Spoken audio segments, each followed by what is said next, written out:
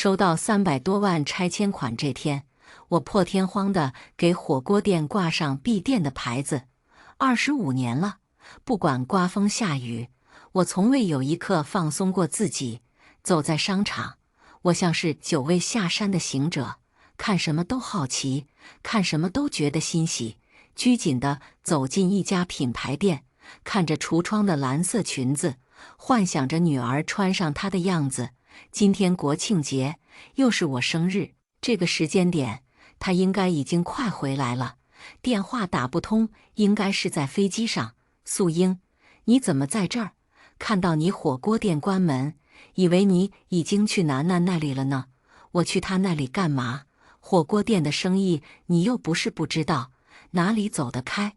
邻居大姐嗔怪地瞥我一眼说：“不是我说你，真是掉钱眼里了。就算生意再忙，楠楠结婚这么大的事，你怎么能不去呢？”我一脸疑惑：“什么结婚？”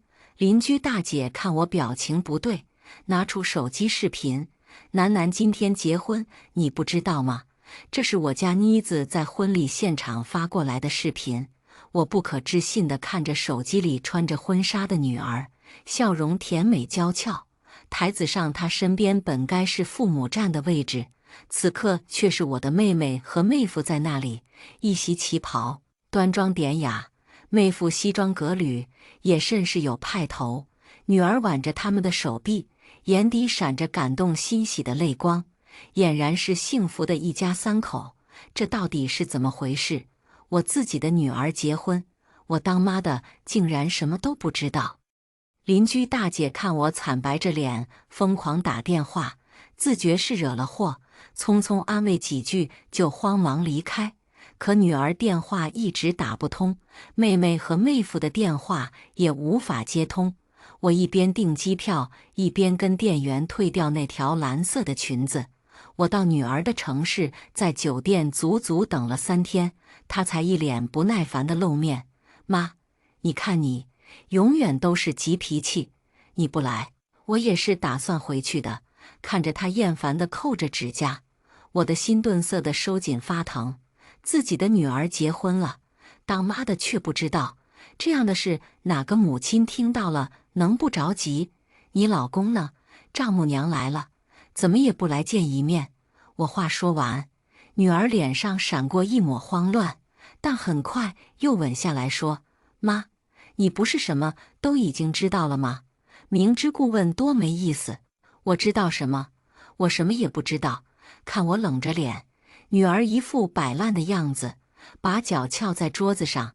林玉现在以为小姨和姨父才是我爸妈，为什么要撒这样的谎？妈，你不懂，林玉家条件很好的。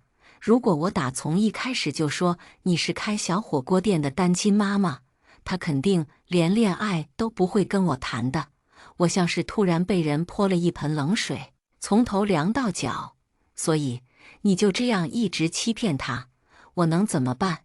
我也没办法选择我的出身，我只是想让自己以后过得体面一点。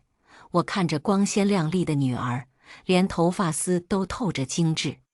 再看看镜中的自己，双手粗糙干裂，脸色蜡黄，眼角眉梢皆是劳作的风霜，就连后背也在岁月的刻刀下变得有些佝偻。这20多年，我都干了什么呢？忙着赚钱，忙着养家，满心期盼女儿快快长大，能出人头地，能在大城市站稳脚跟。可现在她都做到了，但是她却嫌弃一路把她撑起来的我，如垃圾累赘一样，处处觉得我不体面。我失魂落魄地回到老家，在屋里躺了3天。女儿追回来，慌乱地拍打着房门：“妈，你开门呀！妈，你不要吓我！妈，我错了还不行吗？”我本来不想理她，可邻居们都在帮忙敲门，七嘴八舌的，甚至准备报警。我无奈拉开了门，众人才如释重负。女儿扑过来抱着我哭，这一刻我是动容的，她还是惦记我的，哪怕这个孩子虚荣了些。可很快我的幻想就被打破，进到屋内，他没有问过我一句好不好，有没有吃饭？身体有没有不舒服？小心翼翼、故作讨好地挽着我的胳膊。妈，听说小吃街要拆迁盖商场，你的火锅店和之前投资买的商铺应该赔了不少钱吧？没有这回事，你听谁说的？我的心和声音一样的冷。妈，你这样可就没意思了。我是你亲女儿，对我还藏着掖着。我起身去厨房开火煮面，并不搭理他。妈，我和林玉想换一套大点的平层，还差300多万。你资助我点呗。你放心，你就我这一个女儿，我以后一定会接你去我那里养老的。我和林玉暂时没有要孩子的打算，等后年吧。我怀孕的时候就说你是老家找的保姆，到时候顺理成章过去一起享福。听着女儿在我身后叨叨不停，我强忍着劈她的冲动，把手中的刀扔进抽屉。看我不理她，女儿直接破防：你一个老太太要那么多钱干什么？我可告诉你，不为子女谋划的老人就是不给自己留后路。别怪我没提醒你。我强忍着哽咽说：楠楠，当初跟你爸离婚，下着大雪被赶出家门，我抱着你流落街头，也没觉得自己人生灰暗。但现在我觉得自己很失败，竟然养出来你这么个白眼狼。可能从未看过我如此决绝不留情面的说话。女儿愣在原地，我直接摔门而出，不想多看她一眼。深夜回到家，女儿果然还没走，在我的意料之内，没拿到钱，她是不会走的。我简单咨询过律师，给她买的房子和车已经在她名下了。无缘无故的情况下，我不太好要回来，要打官司的。我在房中哭坐一夜，想清楚很多事情。女儿变成如今这样，或许是我教育的失败，可我从没教过她见利忘义、自私凉薄。她如今的样子，我不寒而栗。我和她爸刚结婚的时候，她对我知冷知热，好得让人眼红羡慕。可自从当厂长的我爸没法给她安排工作后，她就像变了一个人，对我非打即骂。生下女儿后，她更是当场大骂赔钱货，丝毫不顾我刚生产完的虚弱。我连月子都没做完，就被赶出家门。她扬言，若我不走，立马把孩子摔死。为了证明她说得出就做得到，当着我的面把家里的老黄狗给拍死。那个场景无数次出现在我的噩梦里，至今看到狗我还是会不由自主地感到恐惧。如今女儿的脸和记忆中她爸的脸重合，我才惊觉，她遗传的不只是她爸的长相，还有那坏到骨子里的阴毒和自私。一大早，看我只做了自己的早餐，女儿立马甩了脸子，进进出出，把门踹得咚咚响。许楠，我们谈谈吧。妈，你要是还想要我这个女儿，就说些我爱听的。他吊儿郎当的把我面前的早餐拽过去吃，一夜未睡。我肝火很是旺盛，啪一巴掌下去，我心头郁气瞬间消散不少。女儿不可置信地捂着脸：你打我？我冷着脸把她咬了几口的早餐直接夺过去扔给楼下的流浪狗。许楠，我告诉你，你再这个态度跟我说话，我往死里打你。我也不跟你废话，只说2点。第一，我给你买的房子和车尽快还给我，过到我的名下。第二，养你这么大，抚养费给我一次性补偿20万。我们断绝母女关系。女儿瞬间炸了，从椅子上弹起来，指着我的鼻子骂：妈，你疯了吗？就因为我不让你参加我的婚礼，你就闹这一出是吧？谁家的妈妈不为自己的孩子考虑？你怎么这么自私？啪！我反手又是一耳光，打得手心都发麻。我冷冷地说：我要是自私，小时候就该把你扔给你爸，让你自生自灭。看你现在还有命跟我没大没小的叫嚣不？许楠不光生气了，还满眼恨意地瞪着我。怪不得我爸不喜欢你，你这样的女人活该孤苦伶仃一辈子，你就是没人爱的可怜虫。我僵在原地，我的心好似一瞬间被人挖走了，呼呼地灌着冷风，冻得我浑身生寒。这就是我从小疼到大的女儿，她比任何人都清楚刀子扎在哪儿最能让我疼。女儿夺门而出，2天没露头。我在火锅店收拾东西，准备给拆迁队腾屋子时，亲戚们的电话和视频一个接一个的打过来，我接都接不及。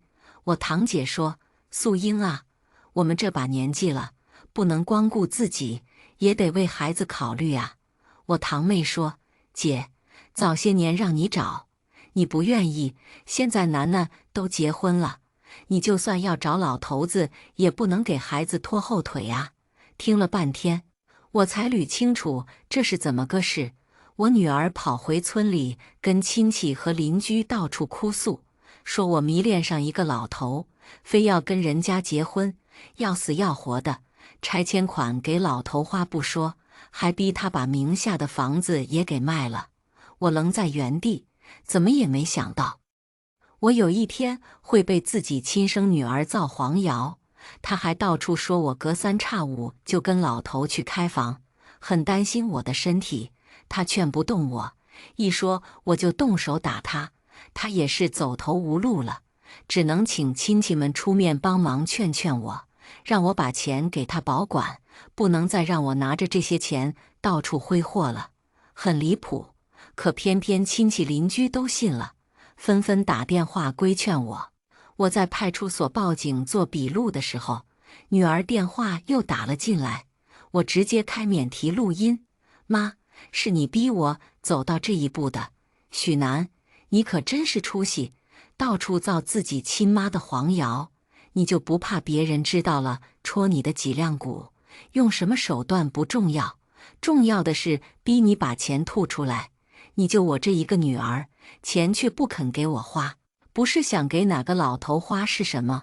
女儿依旧不知悔改的样子，听得民警在一旁直摇头，看我的眼神都带了几分怜悯和同情。事情最终以许楠被拘留3天，罚款500元而结束。民警调解无效，我不可能忍他如此诋毁我，而许楠觉得我报警抓自己的女儿不可理喻，匪夷所思。他在派出所大喊大叫，要跟我断绝关系。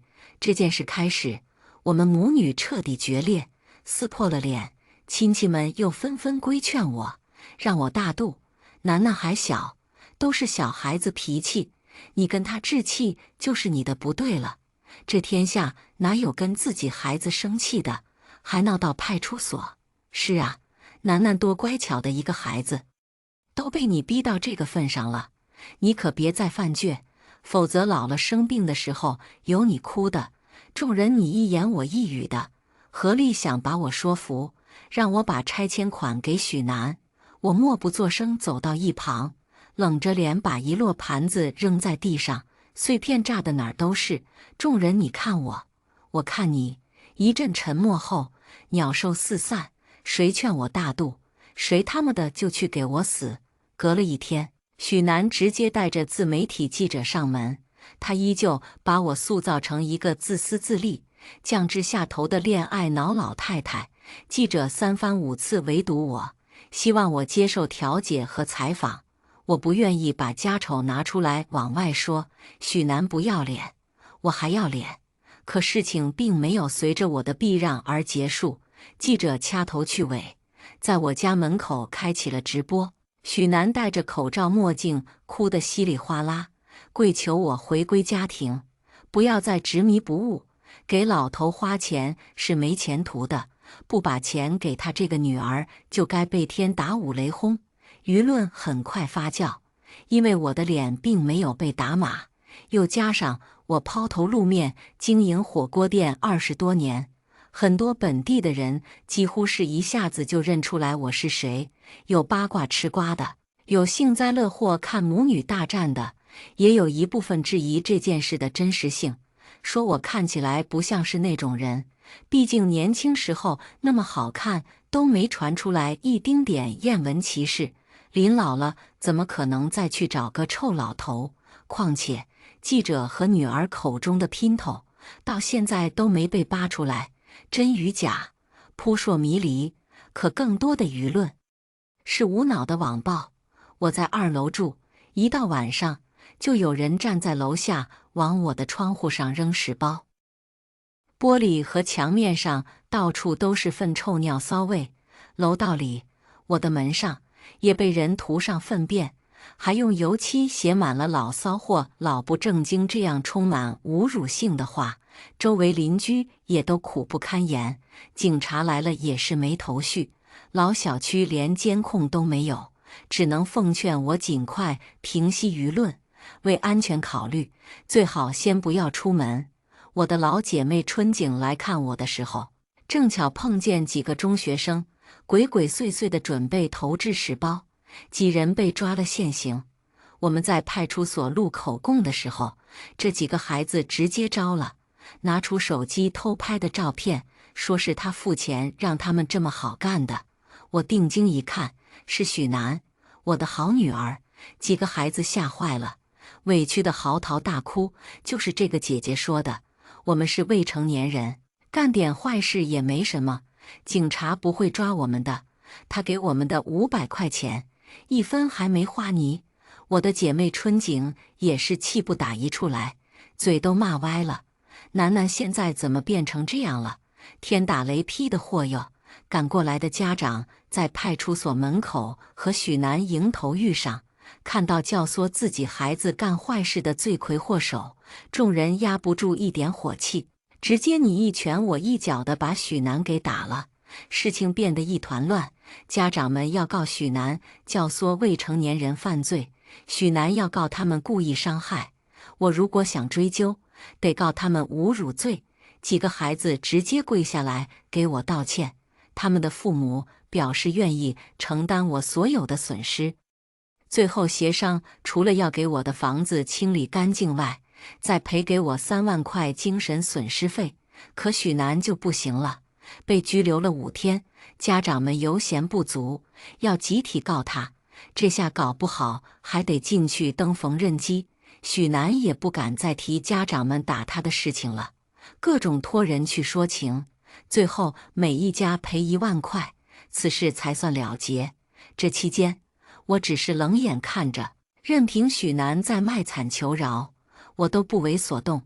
她已经不是我的女儿了，哪个女儿会这样对待自己的母亲呢？房子我挂牌出售，低于市场价10%，亏是亏了点，可我只想尽快脱手。我的好姐妹春景，她儿子在青岛给她买了新房，邀请我一起去住，我愉快答应。收拾行李的时候，我那许久未见的妹妹和妹夫却稀罕地找上门。之所以说许久未见，在许楠8岁那年，他们夫妻俩给我介绍了单位的直属大领导的70岁老爹，说的天花乱坠，条件怎么好，年纪大会疼人，还有可以帮我负担养许楠的费用等等。被我严词拒绝后，我的妹妹就把我当仇人了，对我冷嘲热讽，还说我不识好歹。我那个时候30多岁，嫁给70岁老头，不明摆着去给人家当免费保姆去了吗？我觉得这是一个脑子正常的女人都会拒绝的事。再说，我的小火锅店能养得起我们母女俩人。我没撕破脸骂他们是留了情面，但从那以后，我们姐妹几乎是断了联系。非亲戚间吃席场合，我们姐妹俩是不来往的。姐，不是我说你，楠这几年在外面不容易，你当妈的帮不了孩子不说，怎么还一个劲儿的扯后腿呢？我冷笑，你有屁快放！妹夫强压着怒火，笑容扭曲僵硬。姐，楠这个老公不错，家庭条件很好，说起来是咱家孩子高攀了的。我冷冷的，哦，那祝福。妹妹看我这个态度，直接把包甩在沙发，腿敲在桌子上，一副很欠抽的样子。我终于知道许南的那副死样子跟谁学的了。看来他们没少见面联系。姐，我明着跟你说吧，男方同意跟许南结婚，就是因为许南答应会拿300万嫁妆金一起买房。眼下婚礼办了，证可没领呢，你可不要犯糊涂，再耽误了孩子的终身大事。我简直都不敢相信自己的耳朵，感觉听到了天下最好笑的事情。许南这个老公长啥样，我至今不清楚。可不管是怎么样，婚礼都办了，女方不拿300万嫁妆出来就不领证。听听，这是一个好人能干出来的事吗？那他给许南多少彩礼呀？老实说，我是纯好奇。可此话一出，俩人都沉默了，眼神躲闪，不回答我的问题。许南哭着进来，跪在我面前，吓了我一跳。妈，我真的很喜欢林玉，哪怕他1分钱彩礼都不给，我也要跟他结婚。我不能失去我的爱情啊！你不能失去爱情，但你可以失去你的老妈。我再一次为自己失败的教育而感到悲哀，两眼黑了又黑。许南依旧哭。我从小都不知道父爱是什么，自从遇到林玉，我才体会到被一个男人关爱是什么滋味。我的心咯噔了一下，总觉得哪里不太对。许南，我扪心自问，当妈的没什么对不起你的地方，你要倒贴，别趴在我身上做吸血鬼。还有，我只给你1个月的时间，把买给你的房子和车过到我名下，要不然别怪我不客气。许南从地上站了起来，满脸的不可置信慢慢化为怨毒。秦素英，你确定要这样对我是吧？我冷着脸，是你先不认我这个妈的，抹黑我，找人泼我粪水的时候，你怎么没想过退路？许南指着我的鼻子说，行，你别后悔，我也不恼，直接拿出手机，扒拉出一堆照片举在许南面前。他瞥了一眼后，整个人都变得歇斯底里，疯婆子似的。秦素英，你到底想干什么？看样子你很害怕呢。所以你的老公林玉不知道你以前为了混混打胎还卖身，对吧？我知道此刻我看起来一定很可怕，曾经发誓不会让任何人知道这件事的我，从没想过有一天会亲口再把这件事翻出来，当作威胁自己女儿的筹码。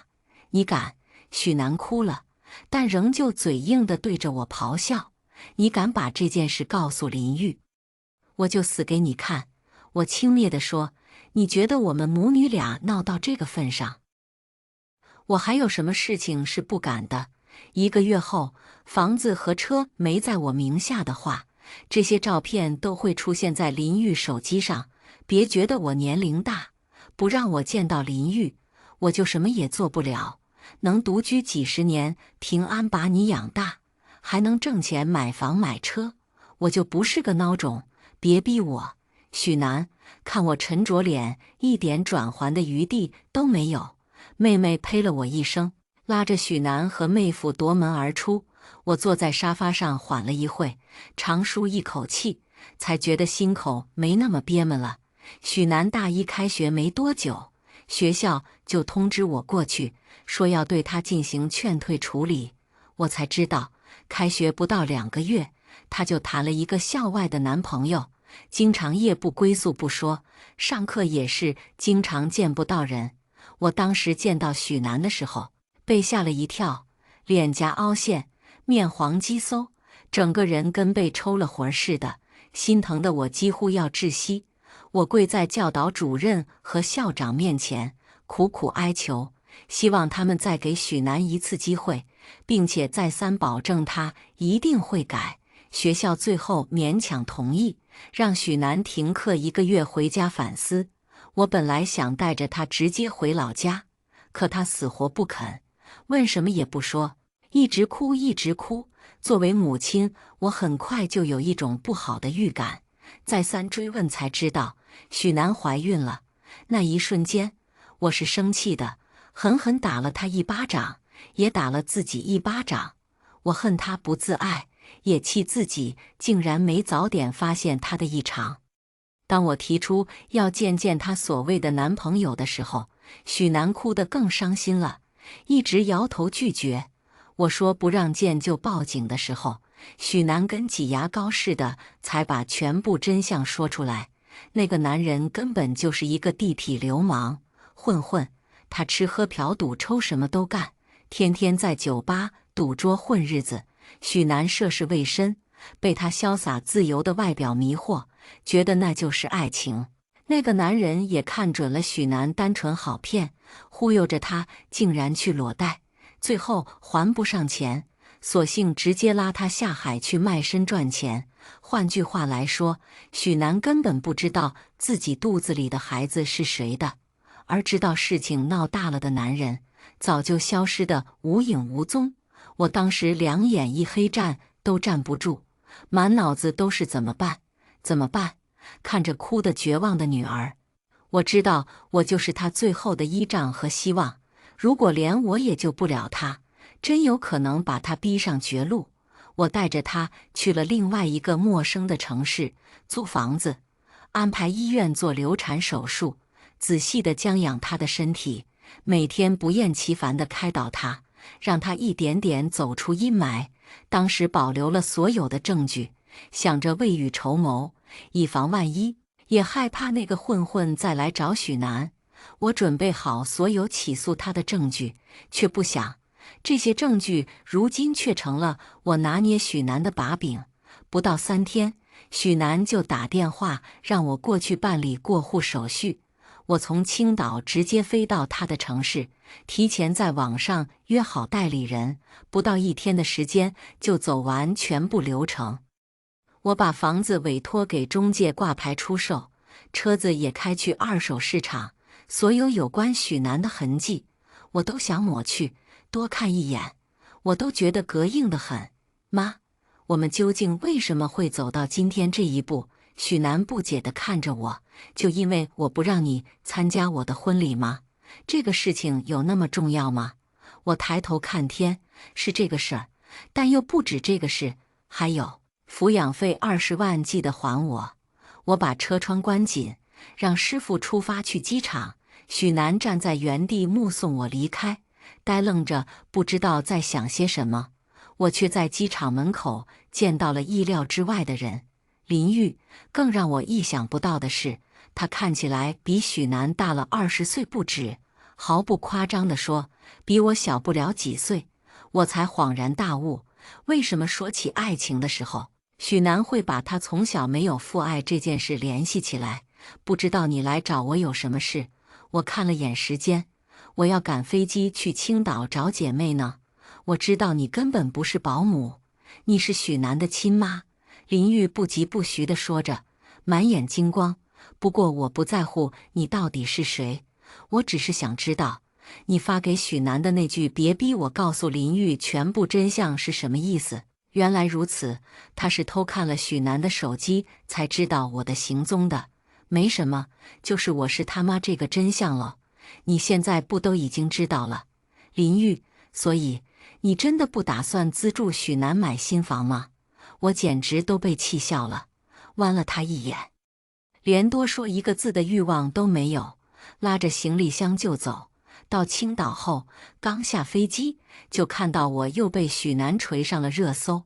这一次，他直接拿着身份证实名制地讲述我和他之间的故事。这一次，我不光是恋爱脑老太太了，我妈以前稍不高兴就动手打我，还用热水烫我。我努力学习，考上985，就是想离他远远的。他还嗜赌成性，10赌9输，曾经为了钱要把我的少女之身卖给一个老头。我现在好不容易结婚了，找到属于自己的幸福了，他又天天来挑拨我和老公的关系。我不知道上辈子做了多少孽，这辈子竟然遇到这样的一个母亲。我的照片也被他大喇喇贴在视频里。讲真，我真的搞不懂这孩子到底想干嘛。春景的儿子是做自媒体的，账号有好几百万粉丝，在了解事情的前后始末后，气得不行，当即表示要帮我还原事情全部的真相。我这边视频还没剪辑制作好，那边的许南就再一次打过来电话问我：妈，你是不是真的确定要跟我断绝关系？我斩钉截铁：是。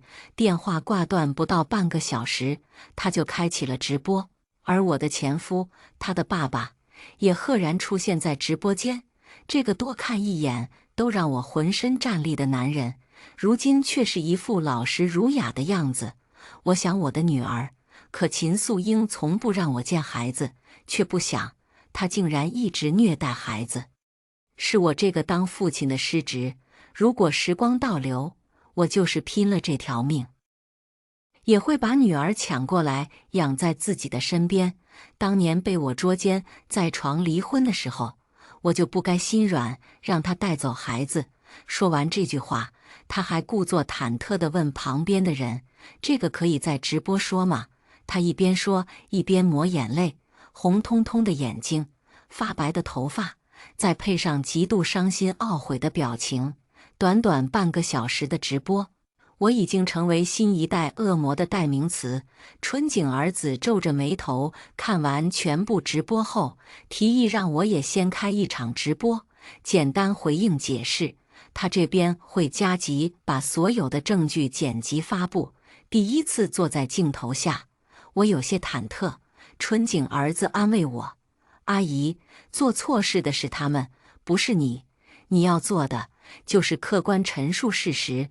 春景也在一旁为我加油打气。一开播，直播间就涌进来无数网友，瞬间人数2000加，满屏幕都在骂我：活着就是给女人丢脸的人渣！天哪，这女人怎么还有脸直播？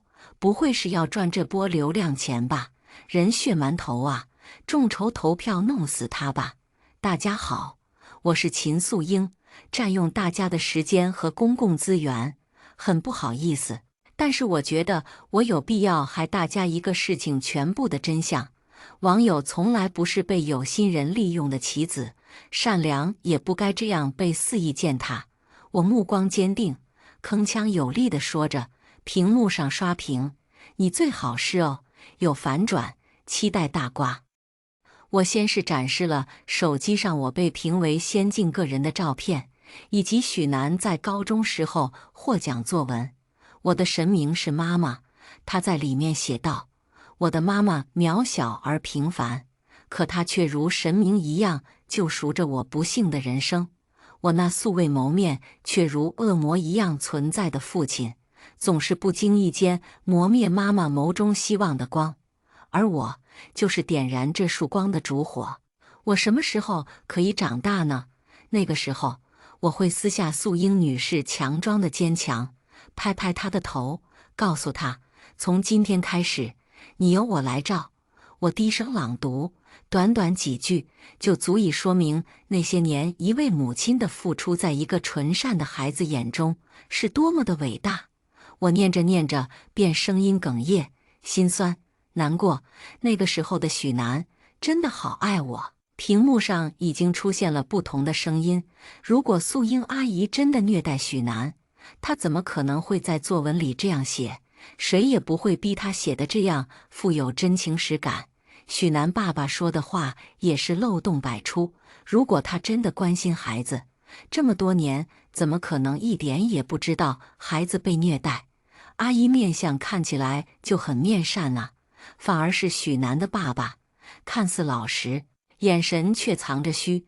我把跟许南爸爸离婚的始末和开小火锅店供许南大学毕业的事情全部说了出来。这些事情都是事实，只要网友想扒，立马就能证明我说的是真的。当年妇联的人也是3番5次去找许南爸爸，希望他拿出一部分合理的抚养费用，结果被他大棍子抡着往外赶。可这才哪儿到哪儿，事情怎么会这么简单的结束呢？许南结婚的时候嫌弃我不够光鲜，开小火锅店也不够体面，宁愿找别人假扮他爸妈，也不愿意让我出现在他的婚礼。我甚至是从邻居口中知道他结婚的事，而且事后还惦记我的拆迁款，要求我全部拿出来给他买婚房，提出让我以保姆的身份过去照顾他的生活。我说的这些全部都有铁证，稍后整理一下会全部发出给大家看。是非公道，自在人心，黑的白不了，白的黑不了。我相信大家会有一双慧眼来辨明真假。最后，我想问问许南，你当年的裸贷还清了吗？为了钱出去坐台的事情，你婆家知道吗？他们知道体面的你干过这样不体面的事吗？如果你老公什么都不清楚，你的行为算不算骗婚呢？我留下炸裂的一堆问题，结束了本次直播。直播的内容也被做成无数切片流传，舆论渐渐有了扭转的势头。可也有人质疑我说的话的真假，毕竟太过于炸裂了。还有人提出，如果真是如此，许南怎么敢这样丝毫不顾忌地在网上各种抹黑我？他图啥？这个问题，网友们好奇，我也挺好奇的。对呀，他图啥？到底想干什么？妈，你怎么敢？你怎么真的敢这样回我？我可是你亲女儿啊！你说这些话之前，要不要先想想你自己做了什么？听着许南的咆哮，我捏着电话，平静的毫无波澜。你这样做是逼我去死吗？我就是吓吓你，想让你主动把钱拿出来给我。你怎么就这样非把我往死路上逼？许南一直在哭，我却不明白他到底在哭什么。接着电话那端就传出一声许南的尖叫声，接着是椅子翻倒在地的声音，以及打耳光的声音。妈，你救救我！没有钱我会被我爸和林玉打死的！啊！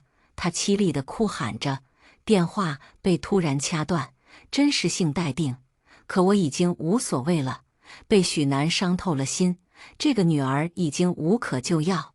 我不要也罢。当天晚上，春景儿子就在他几百万粉丝的社交账号上发布了一条超长视频，从许南爸爸弃养、下雪天把月子里的我和孩子赶出家，以及街坊四邻对我的帮助。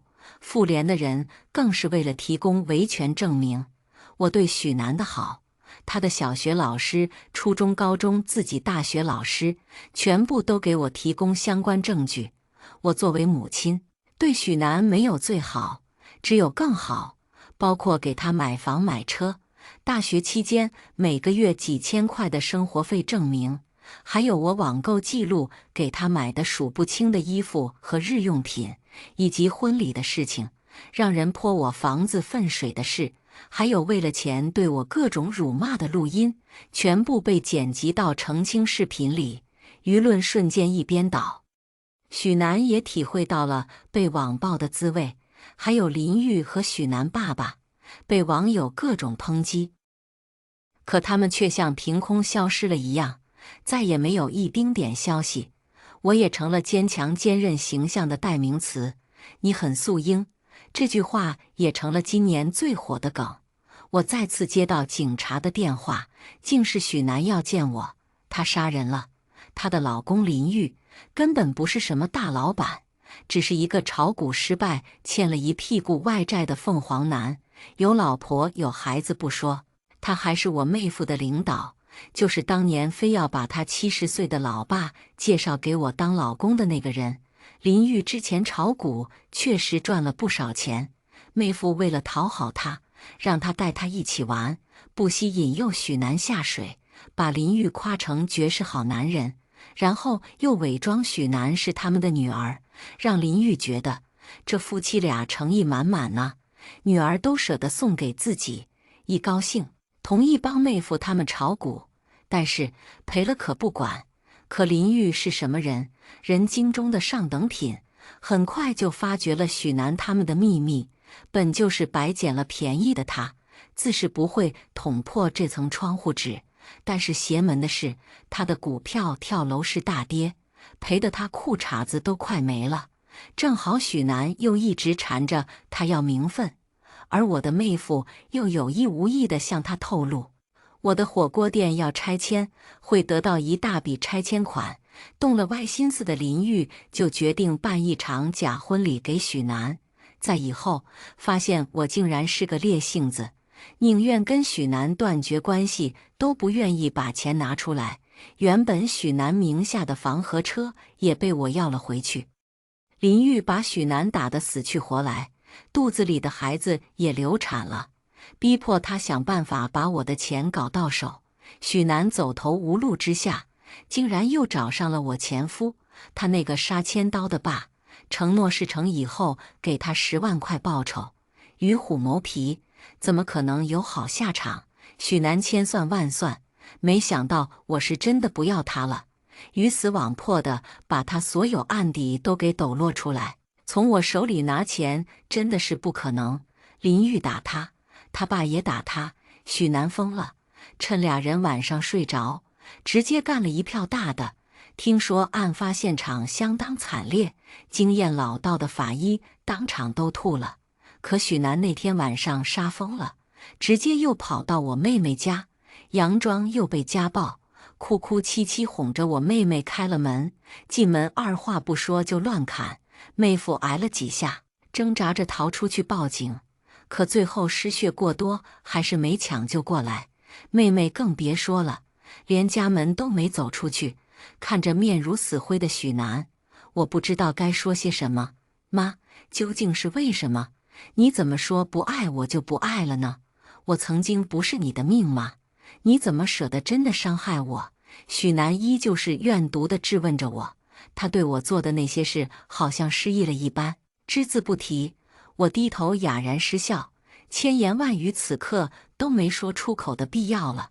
都到这一步了，他依旧觉得自己什么都没做错，我还能说什么呢？回去的路上，我去买了鲜花和菜。